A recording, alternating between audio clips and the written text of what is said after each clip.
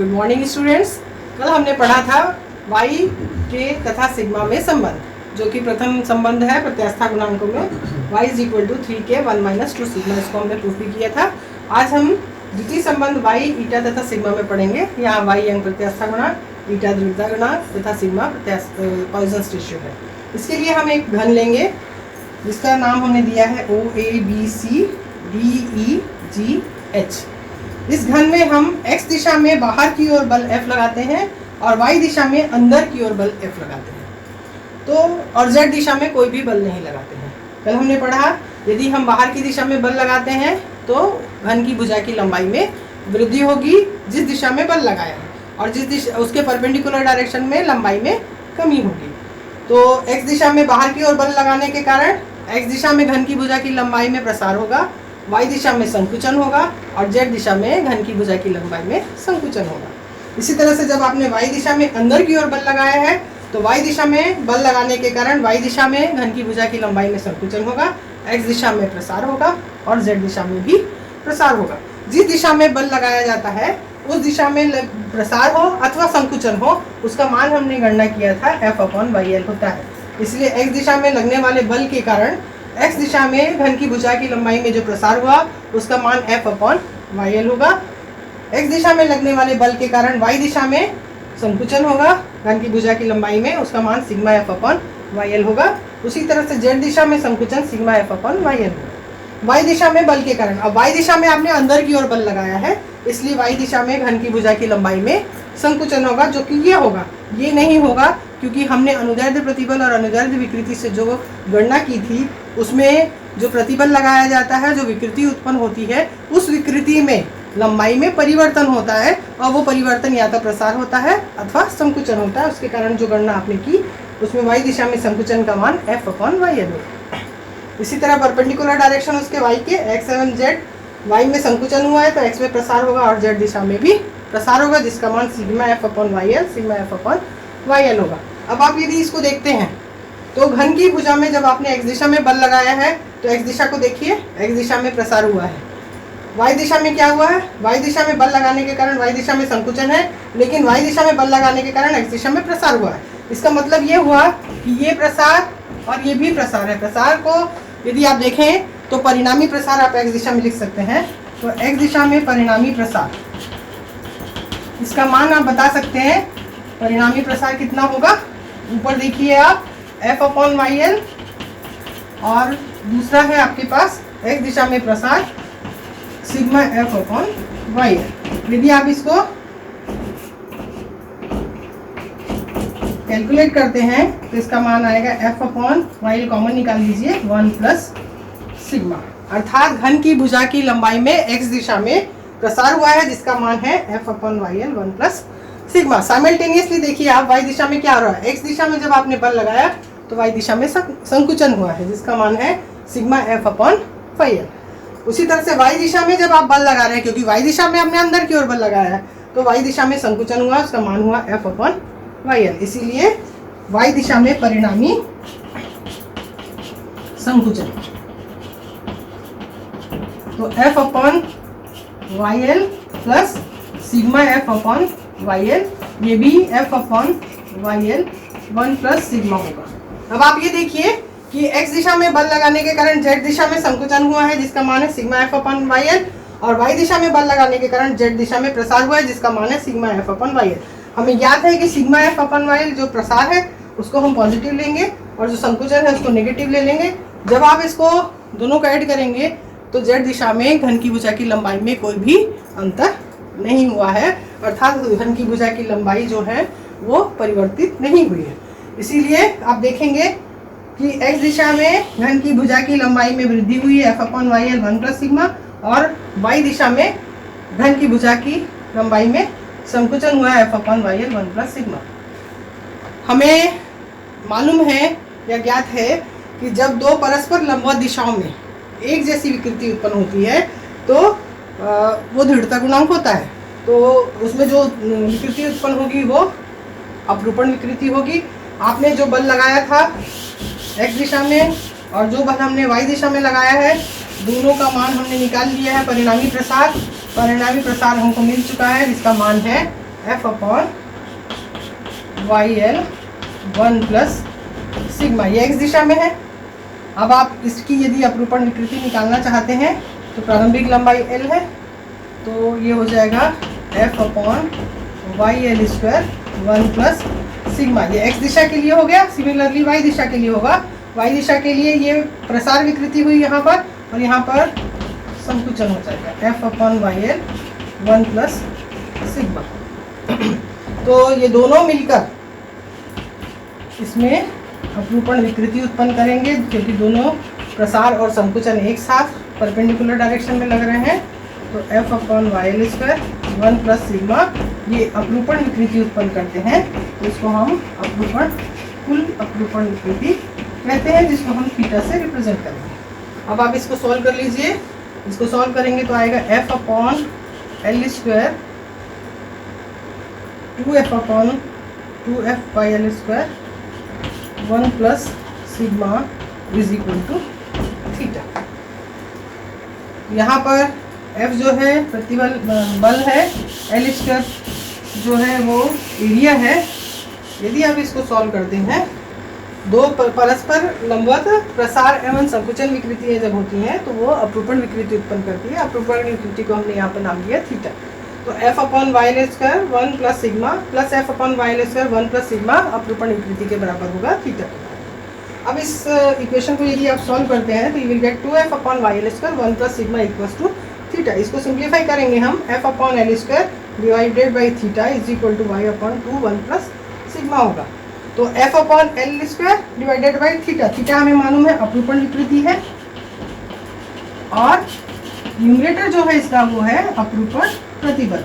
तो अपरूपण प्रतिबल एवं अपरूपण विकृति के अनुपात को हम ईटा कहते हैं। तो इसका मतलब हुआ कि लेफ्ट हैंड साइड आपका हो गया ईटा। तो इसका मतलब ये हुआ कि eta is equal to Y upon 2 1 plus sigma हुआ। आप इसको और ऐसा लिख सकते हैं, y is equal to 2 eta 1 plus sigma. This is called the second relation of the elastic constants, जो कि y ईटा तथा सिग्मा के संबंध को दर्शाता है।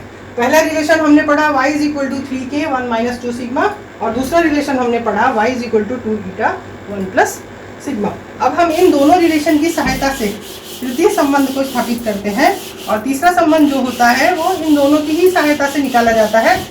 मैथमेटिकल कैलकुलेशन है, इसमें आपको ज़्यादा कुछ नहीं करना है। हमने पढ़ा y is equal to 3k 1 minus 2 sigma, और दूसरा हमने निकाला y is equal to 2 eta 1 plus sigma. ये दूसरा संबंध है। पहले और दूसरे संबंध में आपस में सिंपल मैथमेटिक्स की सहायता से हम तीसरे संबंध को स्थापित कर सकते हैं। हम पहले रिलेशन को 1 नंबर और दूसरे को 2 नंबर से डिनोट कर देते हैं। पहले रिलेशन को आप लिख सकते हैं y upon 3k is equal to 1 minus 2 sigma. इसी तरह से दूसरे रिलेशन को लिख सकते हैं y upon 2 eta is equal to 1 plus sigma. अब ये दोनों रिलेशन से यदि हम इसको 3 लिखें और इसकी इक्वेशन 4 लिखें, 4 को हम 2 से मल्टीप्लाई कर देते हैं, तो ये हो जाएगा y upon eta is equal to 2 plus 2 sigma. और पहले है हमारे पास y upon 3k is equal to 1 minus 2 sigma. इन दोनों को हम आपस में जोड़ देंगे। जब इनको आप ऐड करते हैं तो आपका लेफ्ट हैंड साइड हो जाएगा y अपॉन 3k, पहले मैंने इसको लिया है, प्लस y अपॉन ईटा, सेकेंड इसको लिया है। दिस इज इक्वल टू, ये दोनों कट गए, दिस इज इक्वल टू 3। इसको यदि आप सॉल्व करते हैं तो you will get 3k eta. Simply LCM method से करना है। ये हो जाएगा y eta plus 3k y is equal to 3। This will be y common निकाल दीजिए, eta plus 3k is equal to 9k eta. Therefore y is equal to 9k eta divided by eta plus 3। ये आपका third relation है।